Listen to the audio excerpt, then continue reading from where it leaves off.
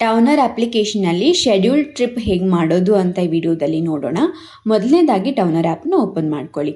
Open ಮಾಡ್ಕೊಂಡಿದ ನಂತರ ನಿಮ್ಮ phone number ಮತ್ತು ಪಾಸ್ವರ್ಡ್ ಹಾಕಿ ಲಾಗಿನ್ ಆಗಿ. ನಂತರ ನಮಗೆ ಈ ರೀತಿ ಒಂದು ಸ್ಕ್ರೀನ್ ಓಪನ್ ಆಗುತ್ತೆ. ಇಲ್ಲಿ ನಿಮ್ಮ ಹೆಸರಿನ ಪಕ್ಕದಲ್ಲಿ ಕಾಣ್ತಿರುವಂತಹ ರೆಡ್ ಬಟನ್ ಆಫ್ ಡ್ಯೂಟಿ ಬಟನ್ನ ಆನ್ ಡ್ಯೂಟಿ ಮಾಡ್ಕೊಳ್ಳಿ.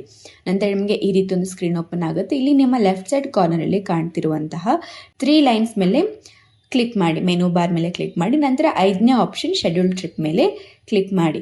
ಸೊ ಇಲ್ಲಿ ನೀವು ನೋಡಬಹುದು ಯಾವೆಲ್ಲ ಕಸ್ಟಮರ್ ಶೆಡ್ಯೂಲ್ ಟ್ರಿಪ್ ಮಾಡಿರ್ತಾರೋ ಅದೆಲ್ಲ ಡೀಟೇಲ್ಸ್ ನಿಮಗೆ ತೋರಿಸುತ್ತೆ. ಕಸ್ಟಮರ್ ಹೆಸರು, pickup location, drop location, estimated fair details ಎಲ್ಲನೂ ನಮಗೆ ಇನ್ ಡೀಟೇಲ್ಡ್ ಆಗಿ ತೋರಿಸುತ್ತೆ. ನಿಮಗೆ ಇದೆಲ್ಲ ಇಷ್ಟ ಆಯಿತು ಅಂತಂದರೆ ಇಂಟ್ರೆಸ್ಟ್ ಮೇಲೆ ಕ್ಲಿಕ್ ಮಾಡಿ. ನೀವು ಇಂಟ್ರೆಸ್ಟ್ ತೋರಿಸಿದ ನಂತರ ಸೇಮ್ ಡೀಟೇಲ್ಸ್ ಕಸ್ಟಮರ್ಗೆ ಹೋಗುತ್ತೆ.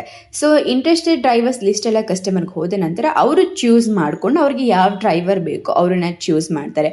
ಅದು ನಿಮಗೆ ಕಸ್ಟಮರ್ ಸೆಲೆಕ್ಟೆಡ್ ಅನ್ನುವಂತಹ ಲಿಸ್ಟಲ್ಲಿ ತೋರಿಸುತ್ತೆ. ಸೊ ಇಂಟ್ರೆಸ್ಟೆಡ್ ಮತ್ತು ಕಸ್ಟಮರ್ ಸೆಲೆಕ್ಟೆಡಲ್ಲಿ ಚೂಸ್ ಮಾಡೋದಕ್ಕೆ ನಿಮಗೂ ಹಾಗೂ ಕಸ್ಟಮರ್ಗೆ ಕೇವಲ 15 ನಿಮಿಷಗಳ ಕಾಲ ಟೈಮ್ ಇರುತ್ತೆ. ಅಷ್ಟರೊಳಗಡೆ ನೀವು ಅಕ್ಸೆಪ್ಟ್ ಅಥವಾ ರಿಜೆಕ್ಟನ್ನು ಮಾಡಬೇಕಾಗತ್ತೆ.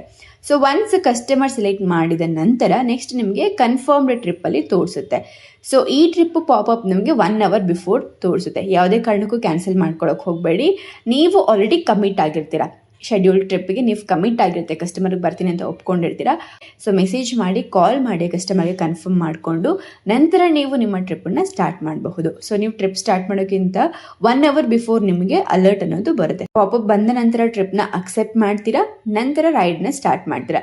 ಕಸ್ಟಮರ್ ಲೊಕೇಶನ್ ರೀಚ್ ಆಗಿದ ನಂತರ ಟ್ಯಾಪ್ ಟು ಅರೈವ್, ಅಲ್ಲಿ ನೀವು ಕೆಳಗಡೆ 4 ಬಟನ್ ಮುಂಚೆನೇ ಹಿಂದಿನ ವಿಡಿಯೋದಲ್ಲಿ ನಾನು ಎಕ್ಸ್ಪ್ಲೇನ್ ಮಾಡಿದ್ದೀನಿ ಅದೆಲ್ಲ ಏನು ಅಂತ ಹೇಳಿ.